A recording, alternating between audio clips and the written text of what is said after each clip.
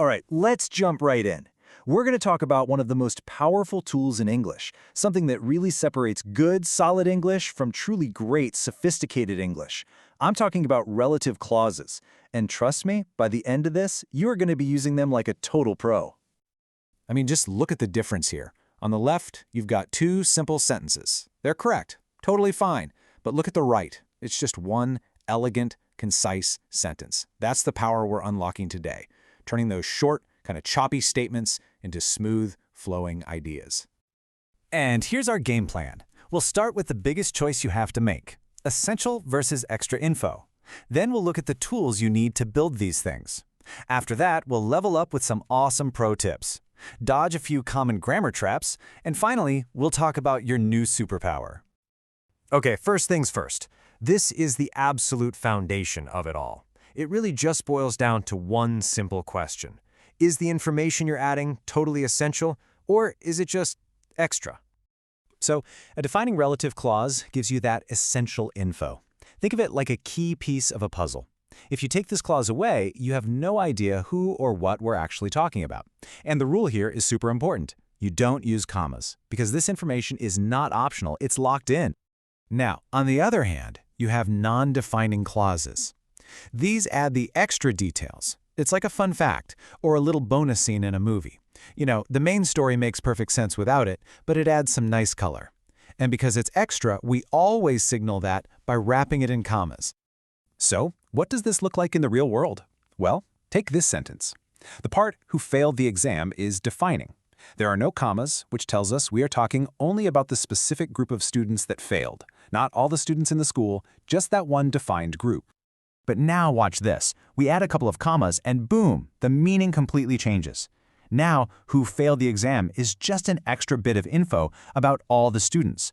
The main point is that all the students were upset. And, oh, by the way, they also happen to fail the exam.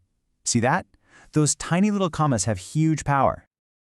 Okay, so now we know about the two main types of clauses. But to actually build them, you need the right tools for the job. And in grammar, your tools are your relative pronouns. This chart right here, this is going to be your new best friend. It lays out pretty much everything you need. You know, who is for people, which is for things, that can be for either. But remember, only in those essential no comma clauses. Then you've got who's for possession, where for places, and when for time. Just think of it as your quick reference cheat sheet. Ready to really level up? I'm going to show you two little advanced techniques that will make your English sound way more natural and sophisticated. Pro tip number one, sometimes, believe it or not, the best pronoun is no pronoun at all. When the pronoun is the object of the clause, like in the book that I read, see how I is the one doing the reading? You can just drop it. The book I read was fascinating. It just sounds cleaner, more concise. It's what native speakers do all the time without even thinking about it. And pro tip number 2 is an amazing trick. You can use which after a comma to comment on the entire first part of the sentence. In this example, which doesn't just refer to the test. No, it refers to the whole idea. The fact that she failed the test surprised everyone. This is a really sophisticated way to connect your thoughts.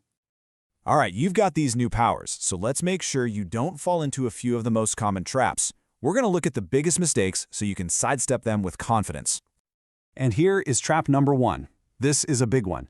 Remember those extra information clauses, the ones with commas? You can never use the word that in them. I mean, never, ever, ever. Once you add those commas, you have to switch to who for people or which for things. No exceptions. Trap number 2 is just mixing up your tools. A place is a location, right? So you need the tool for places, and that tool is where. Which is for things. So it's always the place where, never the place which. Simple as that.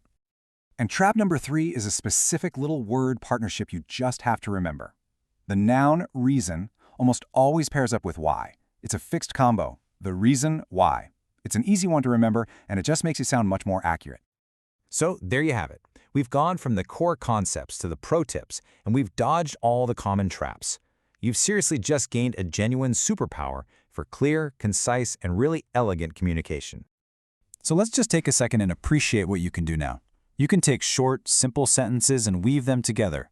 You can add details with surgical precision, using commas or no commas to change your meaning. You can speak and write with so much more style and clarity, and you know how to avoid those annoying little mistakes that trip people up. You really do hold the key to a whole new level of communication. You can now get complex ideas across with an elegance that you just couldn't before.